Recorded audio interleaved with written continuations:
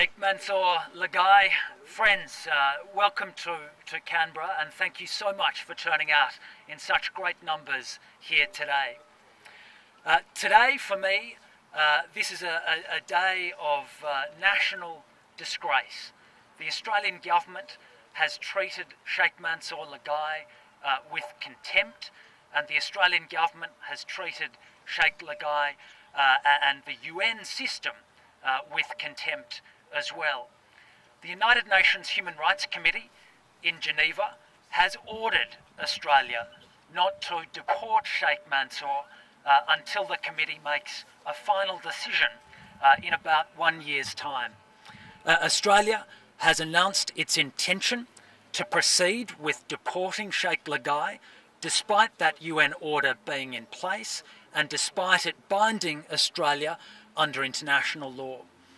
Australia has voluntarily signed up to the international law treaties which require Australia to respect the order of the United Nations Human Rights Committee.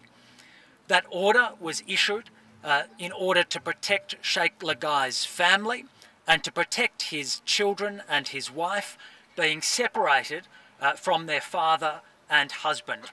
And under international law, the protection of the family and family rights is of paramount importance. And that's the right which Australia is proceeding to violate by deporting Sheikh Mansour. In our complaint to the UN Human Rights Committee, we say Australia has denied Sheikh Mansour the right to a fair hearing under international law.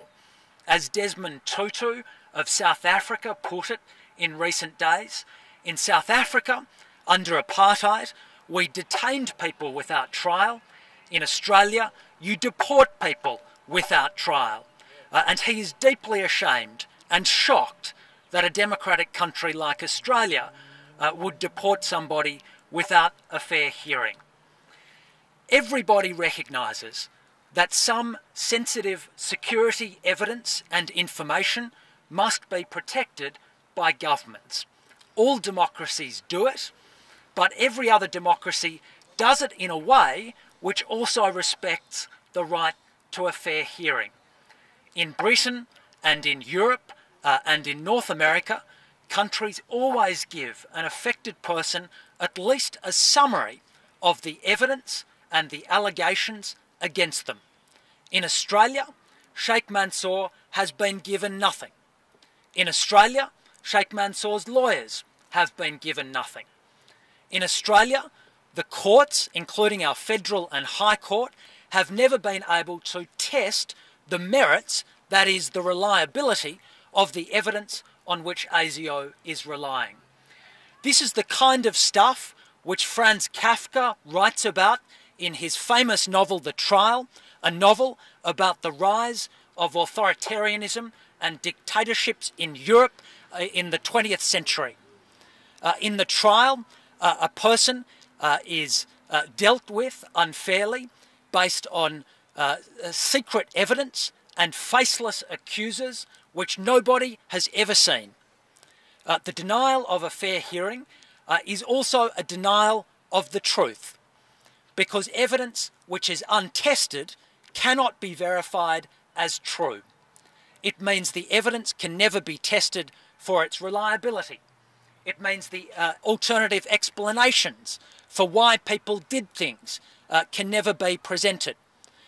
Grudges that informants might bear against a person can never be exposed as the lies that they are. That's why, in the common law legal system which Australia inherited from Britain, a person always has a right to a fair trial.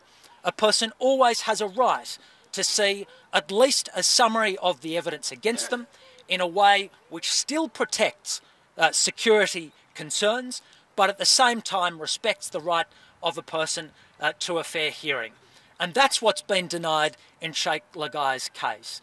This is the separation and destruction of a family. This is the removal of a moderate religious leader from his religious community, many of you here today, based on secret evidence from faceless accusers, which is untested and which is the kind of stuff that happens in communist countries and dictatorships alike. This Australian government should be deeply ashamed of itself.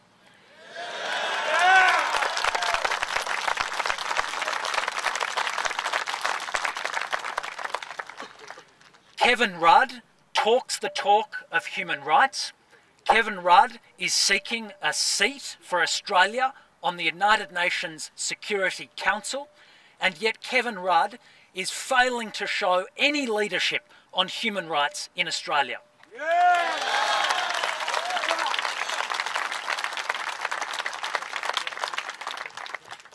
The arrogance of this government is breathtaking.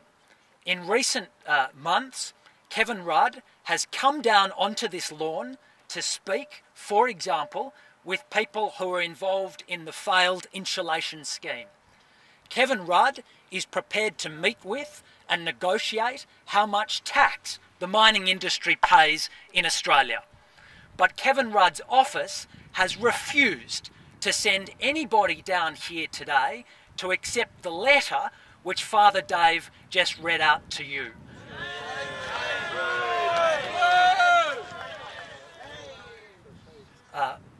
Today, we're not allowed to cross the police line behind me in order to even deliver that letter to the front desk of Parliament House. Kevin Rudd meets with mining industry bosses, rich mining industry bosses, and everybody else under the sun, but he's not prepared to meet with decent, hard-working Muslim Australians and Anglican Australians out here in support of the Sheikh today.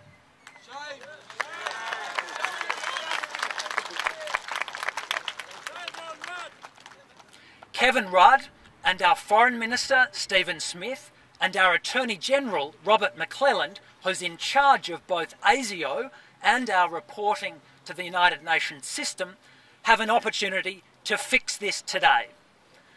The government has an opportunity to show leadership on human rights, not just to show a formal commitment to the international system by signing treaties, but instead to show leadership in individual cases. Cases like this are the test of a government's real commitment to human rights.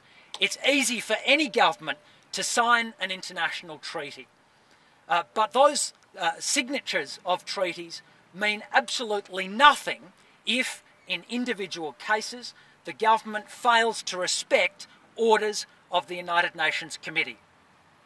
Friends, thank you for turning out here today.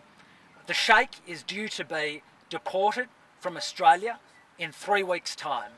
People around the world are concerned about this, from the Bishop of Jerusalem through to Desmond Tutu in South Africa, through to the most senior United Nations officials in Geneva. This government should listen to you today.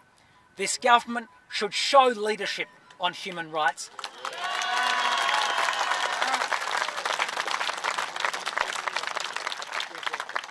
This government should treat a decent man who's done so much for Australia, so much for interfaith dialogue and harmony and tolerance in Australia, and let him stay. Let Sheikh Mansour stay in Australia. Thanks very much.